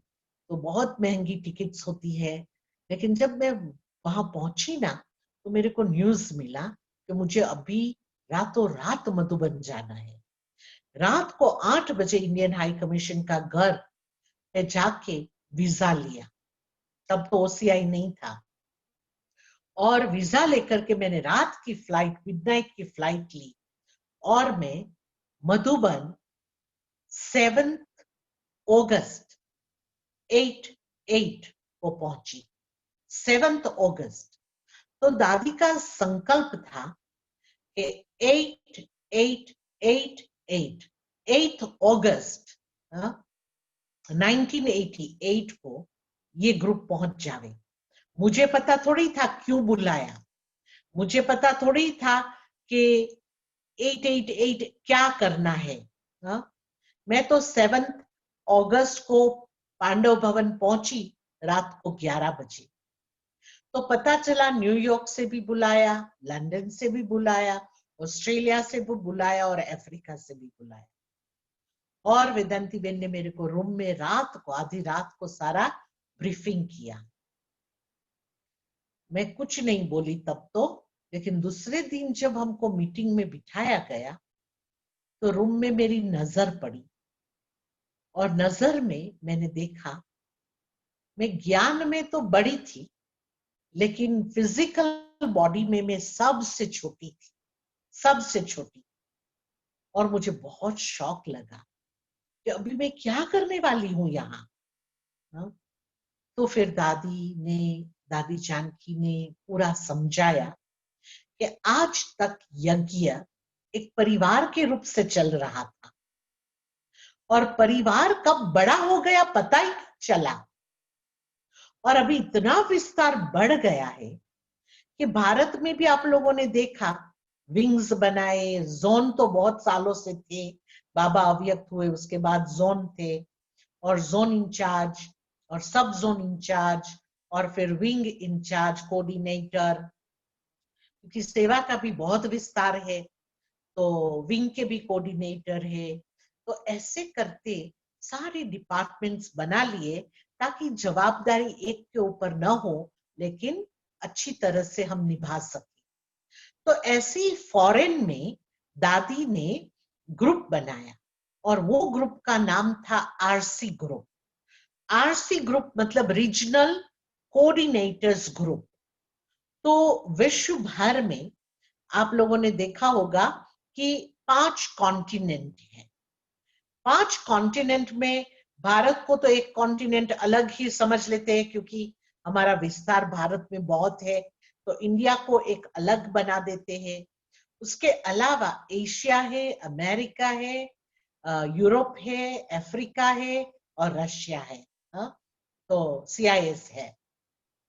तो ऐसे रीजनल कोऑर्डिनेटर्स हमारी बड़ी बहन है, मोहिनी बेन अमेरिका संभालती है, वेदांती बेन अफ्रीका संभालती है, और यूरोप हमारी जयंती बेन और सुदेश बेन संभालती है क्योंकि यूरोप के साथ मिडिल ईस्ट भी आ जाता है, और रशिया हमारी चक्रधारी बेन संभालती है, ऑस्ट्रेलेशिया हमारी निर्मला दीदी संभालती है।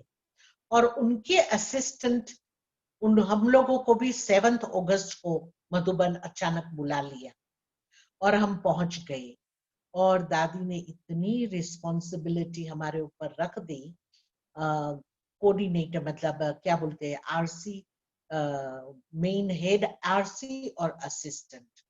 और उस दिन से 1988 से बाबा ने ये जवाबदारी दी कि हम पूरे अफ्रीका का सारा जो भी है कारोबार उसको हम संभाले।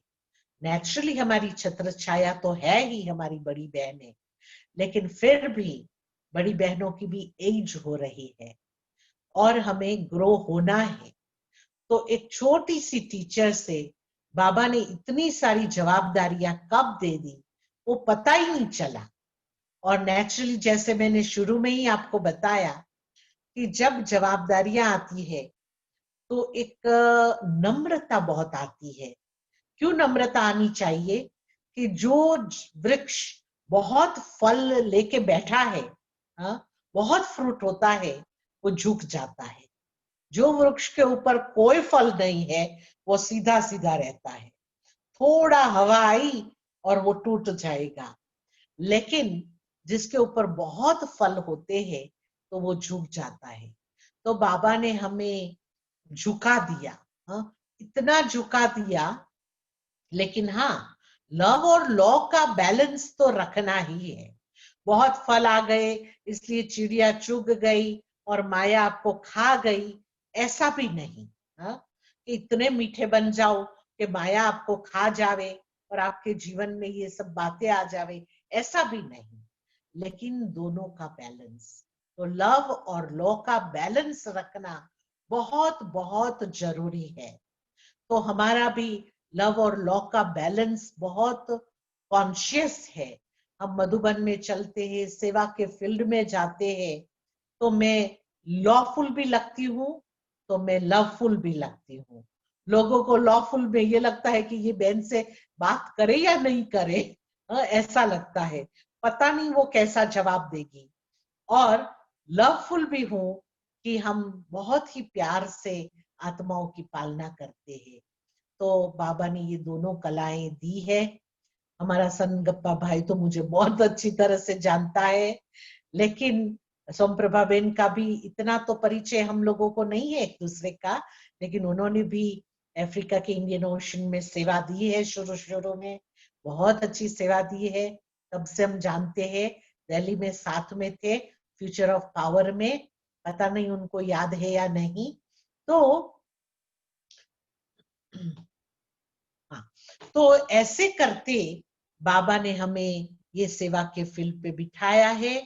तो आज मैं आप लोगों को ये कहूंगी कि आप लोग भी बस यही थोड़ी धारणाएं बनाकर रखो और फिर आप देखना कि बाबा आपको कैसे फ्लाई कराता है। कभी नहीं सोचो कि मैं सारी जिंदगी भंडारी का ही काम करूंगी, अब किचन में ही काम करूंगी।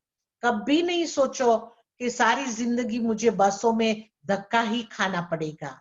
कभी नहीं सोचो कि मुझे बर्तन ही धुलाई करना है, कपड़ा ही धुलाई करना है। कभी ये नहीं सोचो, लेकिन अपने आप को बेहद में ले जाओ और फिर आप देखना। मेरी लौकिक मदर ने मुझे कहा था कि बेटा आप कितनी भी बड़ी दीदी बन जाओ, प्रोफेशनल बन जाओ, कुछ भी बन जाओ, लेकिन कभी ये नहीं कहना कि किचन का काम ऑर्डिनरी काम है। भंडारी का, कुकिंग का काम बहुत बड़ी सेवा है। तो मैं आपको बताऊं कि मुझे भाषण, यूएन का ये भी जवाबदारी हमारे ऊपर काफी है, यूनाइटेड नेशंस की, लेकिन ये सब करते हुए मुझे भंडारी का काम बहुत अच्छा लगता है। मेरा फेवरेट जगह किचन है, आपको बताऊं मैं सीक्रेट। मुझे भोजन बनाना बहुत अच्छा लगता है। मधुबन में 2 महीना रहती हूँ, तो पहले तो भंडारे में चली जाती थी, लेकिन अभी चैंस नहीं मिलता है, इतना टाइट है सुबह से रात। लेकिन चक्कर तो लगाती हूँ, लेकिन अंदर दिल में अंदर से होता है कि मैं वापस अपने सेंटर में कब जाऊं या अहमदाबाद कब जाऊं और मैं लोगों को वैरायटी बना के खिलाऊं। तो इतनी लगन है मुझे। तो सोलिकला संपूर्ण बनने के लिए मुझे खाली वन ट्रैक नहीं बनना है, लेकिन मुझे योगी बनना है तो ज्ञानी भी बनना है, मुझे कर्म योगी भी बनना है, तो मुझे धारणा मूर्त भी बनना है। तो ये हमारा आपको सद्गुरुवार के दिन बहुत बहुत गुड विशेस। ओम शांति। किसी को कोई क्वेश्चन हो तो पूछ सकते हैं। आपका माइक ऑन करो और आप पूछो। सब हमारी बहनों को देख करके मुझे भी चाइल्डहुड याद आ रहा है मेरा। हाँ, तो कोई को कोई क्वेश्चन हो, कुछ कहना हो, कुछ सजेशन हो तो प्लीज मोस्ट वेलकम। गणेश भाई माइक ऑन कराओ, उनको पूछो। अच्छा, सोम प्रभा बिन वहां है, अभी हमारी स्क्रीन में वो नहीं है। दिखाई दे रहा होगा ना? नहीं, है ना? आप नहीं दिखाई दे रही है। है ना, साइड में है।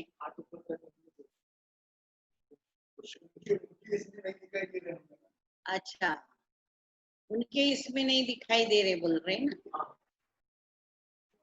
किसी को कुछ पूछना है तो पूछो। हाँ, कोई को भी हाथ ऊपर करके पूछना है तो हाथ ऊपर कर।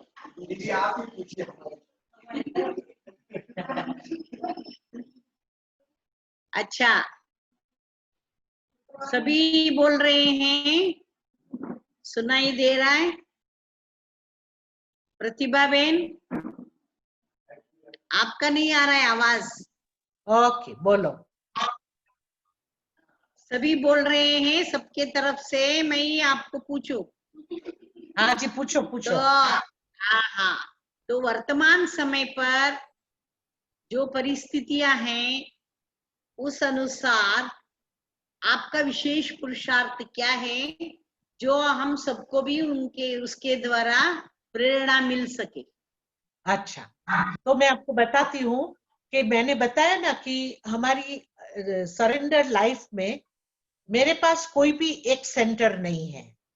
मैं बस पूरा टाइम चक्कर ही लगाती हूँ, ट्रैवलिंग। लोग हंसते हैं कि अभी आए हो तो कब वापस जा रहे हो, कहाँ जा रहे हो। एयरपोर्ट पे हमारे इमिग्रेशन ऑफिसर भी पूछते हैं, सिस्टर अभी नेक्स्ट ट्रिप कहाँ की है। तो इस बार 11 मार्च को मैं मधुबन से निकली और नायरोबी पहुंची। 11 मार्च को पहुंची तो वेदांती बेन ने मेरे को पहले से ही प्रोग्राम दे दिया था कि मायोट और कोमोरोस जाना है। तो मैं उसकी तैयारी कर रही थी और अचानक सुनने लगे कभी लॉकडाउन होना है और 5-6 दिन में तो लॉकडाउन हो गया। तो मैं अपने आप को इतना भाग्यशाली मानती हूँ कि नायरोबी आकर के मेरा लॉकडाउन हुआ। सरेंडर लाइफ में मैं आपको सच बताऊं, 5 मंथ्स मैं पहली बार रही वहां। रहती हूँ, ऐसे तो मैं 42 इयर्स से वहां हूँ, लेकिन पहली बार 5 मंथ्स में वहां रही। और हम लोगों ने, बहनों ने देखा कि अभी कोई स्टूडेंट्स तो आने वाले नहीं है, और हम बहनें ही है, तो हम 10 बहनें सेंटर में थे। तो हम लोगों ने इतने अच्छे अच्छे योग के प्रोग्राम्स बनाए। अभी ये अच्छा था ना, साइलेंस के प्रोग्राम्स बनाए, योग भट्टी के प्रोग्राम बनाए। कंप्लीट साइलेंस मतलब विश्व भी नहीं करना है, फोन भी नहीं टच करना है। तो इतने अच्छे अच्छे 2 मास हमने पक्की तपस्या, आपस में बोलना भी नहीं है। और उसके बाद 2 मास के बाद हम आपस में दिन में मतलब शाम को एक बार मिलते थे, और 1 घंटा मिल करके पूरे दिन का जो भी कारोबार है, बातें है, वो हम करते थे। और ऐसे करते हमने क्या किया कि धीरे धीरे थोड़ा ऑनलाइन शुरू कर दिया, नहीं ऑनलाइन आने लगा, तो ऑनलाइन क्लासेस, मुरली, ये होने लगा। लेकिन हमने हमारा योग भट्टियां छोड़ी नहीं। अभी वर्तमान समय में आपको बताऊं, हम लोग, आपने शायद सुना होगा, मुझे पता नहीं है, हमने एक योग भट्टी का प्रोग्राम रखा है। वो था तो नायरोबी के लिए ही और अफ्रीका के लिए, लेकिन विश्व भर में वो स्प्रेड होने लगा है। गॉडली पावर बैंक, आपने सुना है Somprabha Ben? Godly power bank, message आया था, मैसेज आया था। हाँ, बस। तो अभी गॉडली पावर बैंक, तो पहले के 2 महीने में हमने सारे सेंटर में अलग अलग जगह पर तपस्या की। तो हमने स्पिरिचुअल क्वारंटीन किया, स्पिरिचुअल लॉकडाउन किया, फिर हमने गुफा में बैठ करके योग, तो गुफा बना ही नहीं, लेकिन जो भी हमारी जगह थी योग की, उसको गुफा का वातावरण दे दिया, साइलेंस और शांत और त्यागी जीवन और ये सब। तो ये सब तो हमने किया, विश्व की भी सेवा की। तो अभी हमारा लेटेस्ट गॉडली पावर बैंक का प्रोग्राम चल रहा है। तो गॉडली पावर बैंक में अलग अलग डिपार्टमेंट्स है, और वो डिपार्टमेंट्स में मैं लोन मैनेजर हूं। तो मैं तो मेरा ही बता सकती हूँ कि लोन मैनेजर मतलब क्या, कि जो आत्माएं ज्ञान में आई विश्व भर में, और जिन्होंने बाबा को कारण अकारण छोड़ दिया, सेंटर में आना छोड़ दिया, तो उनको हम योगदान दे रहे हैं। हमारा डिपार्टमेंट पूरा उनको योगदान देकर के याद दिला रहा है कि अपने बाबा से ज्ञान लिया, अपने संबंध जोड़ा, आपने बहुत मीठी पालना ली, और अभी आपका टाइम है, लोन लिया था ना, उसको रिटर्न करो। तो लोन को रिटर्न करो, आप आ जाओ, आपको शक्ति मिलेगी, आपको जो भी मिलेगा, आपकी परिस्थितियां पार हो जाएगी, लेकिन आप वापस आ जाओ। तो हम ऐसों को योगदान दे रहे हैं। और साथ साथ जो भी जैसे बड़े बड़े लोग दुनिया में है, माइक सोल्स जैसे बाबा कहते हैं, वारिस क्वालिटी, जो लोन देने के लिए भी तैयार है बाबा की सेवा में, तो ऐसे आत्माओं को भी हम योगदान दे रहे हैं। तो वो लोन देना मतलब क्या है कि अपना नाम हम सेवा में यूज करें, क्योंकि वो नामी ग्रामी है, तो उससे भी लोगों को प्रेरणा मिलेगी ज्ञान में आने के लिए। फिर उनका कॉन्टेक्ट्स है, तो वो भी लोन हो गया। उनके कॉन्टेक्ट से वो हमें, जैसे एक चीफ मिनिस्टर है, तो चीफ मिनिस्टर का आवाज दूर दूर तक पहुंचता है, तो वो कुछ कहेगा ब्रह्मा कुमारी के बारे में, तो नेचुरली उसकी असर अलग होगी।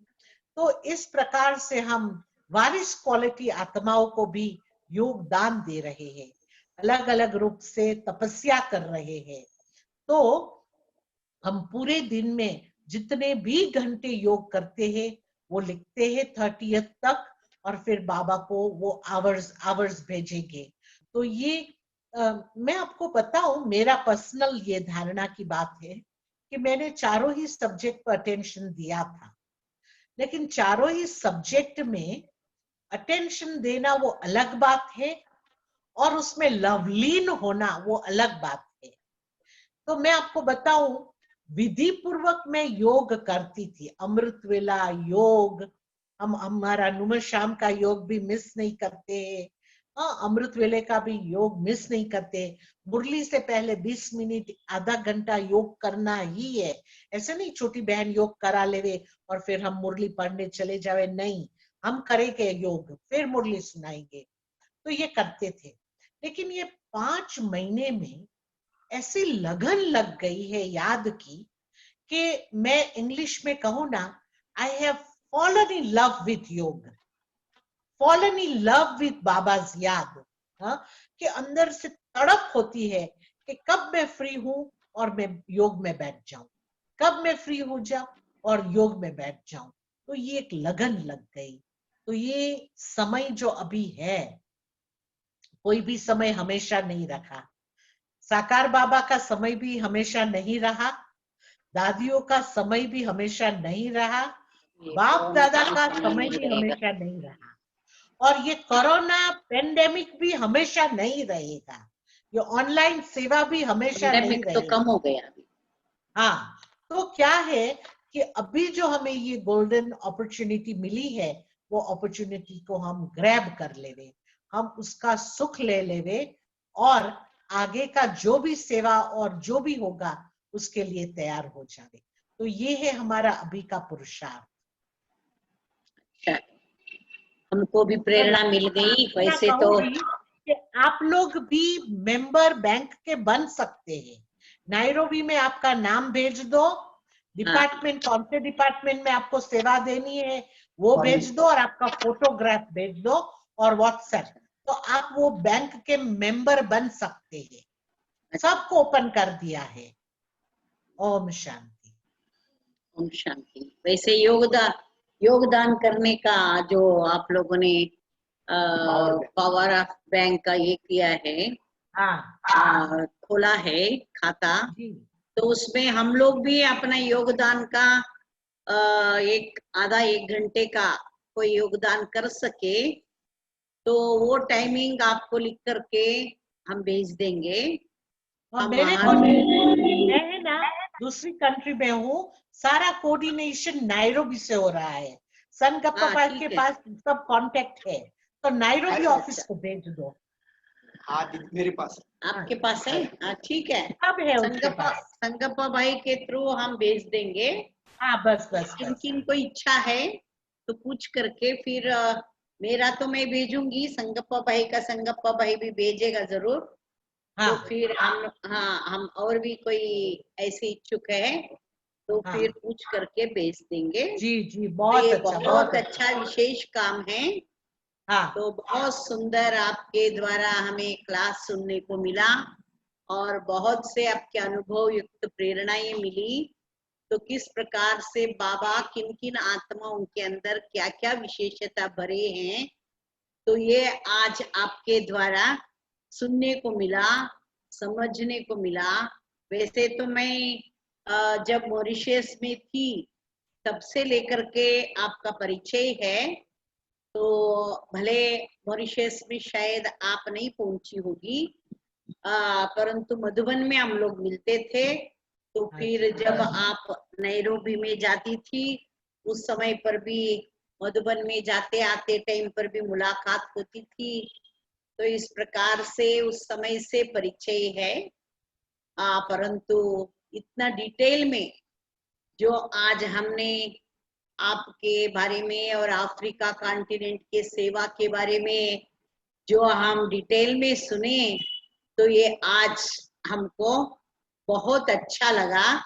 आपको बहुत बहुत थैंक्स दे रहे हैं सभी भाई बहने कि वैसे तो हमारे सोलापुर सब जोन के लगभग 250-300 तक सब्सक्राइबर्स है, भाई बहनें हैं, परंतु जूम में ये कार्यक्रम हम लोग दिखा रहे हैं, इसलिए जितने लोगों के पास जूम का कनेक्शन है वो लोग सभी सुन रहे हैं।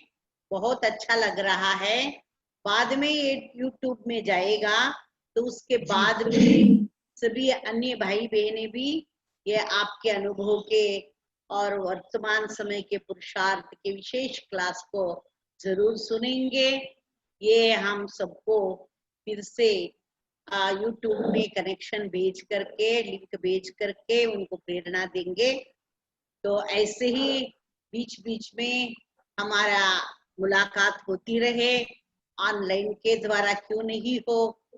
तो इससे भी कोरोना ने भी बहुत अच्छा एक दूसरे के साथ कनेक्शन रखने का एक मार्ग बता दिया है। जी तो जी ये उसको भी हम थैंक्स देवे तो भी कोई हर्जा नहीं। और साथ साथ आपको और वेदांती बहन जी को और आपके सर्व साथी बहनों को और विशेष आपने जो टाइम निकाल करके हमको क्लास कराए, इसीलिए आपको हम बहुत बहुत हृदय पूर्वक धन्यवाद देते हैं, शुभकामनाएं शुभ भावनाएं अदा करते हैं। और साथ साथ हमारा ये भी एक रिक्वेस्ट है, हो सके तो वेदांती बहन जी से भी आप यदि कहेंगे कि एक दिन उनका भी हम लोग अनुभव का क्लास रखने चाहते हैं, हम भी कोशिश करेंगे। आप भी वेदांती बहन जी से आप बताएंगे ये बात, तो हम भी उनसे निवेदन करेंगे। तो ये भी नहीं, बहुत सुंदर। आप ही डायरेक्ट उनको लिखो, क्योंकि मैं बहुत दूर हूँ उनसे, बहुत दूर। तो अच्छा अच्छा हाँ, मैं साथ में नहीं हूँ, मैं दूसरी कंट्री में अच्छा हूँ। अच्छा तो आप डायरेक्ट लिखेंगे तो वो अपना कैलेंडर देख करके आपके हाँ। इनविटेशन को दिल से स्वीकार करेगी, लेकिन ओके, कैलेंडर देखना पड़ेगा उनको अपना। हाँ हाँ, कोई बात नहीं। कौन सा दिन वो देने चाहते, कौन सा डेट उनको अवेलेबल है, हाँ, तो उस दिन में ही हम लोग उनका तो क्लास आप रखेंगे। हाँ, कोई आप हर्जा वेदांती, नहीं। हाँ, हमारे आप वेदांती संगप्पा बहन को भाई को डायरेक्ट लिख लो। जो आपके पास उनका कांटेक्ट नहीं है तो मैं भेज सकती हूँ। नहीं, कांटेक्ट उधर का नैरोबी का मेल आईडी चाहिए सर। नहीं, मैं नैरोबी का आपको ईमेल आईडी। हाँ, मैं भेजूंगी। संगप्पा भाई मैं हाँ आपको भेज दूंगी। ओके दीदी, ओके। ठीक है, संगप्पा भाई को भेज दीजिए। जी फिर जी, बाद में उनके द्वारा हम मिल करके कांटेक्ट करेंगे ईमेल भेज के। जी, तो फिर जो ओके। जब भी अभी 2 उनका मिनट टाइम बाबा अवेलेबल को है। याद करेंगे हम सब। हाँ, अभी हम दो 3 मिनट बाबा को याद करते हैं और आपको बहुत बहुत हृदय पूर्वक फिर से दिल से हम थैंक्स देते हैं, शुक्रिया अदा करते हैं।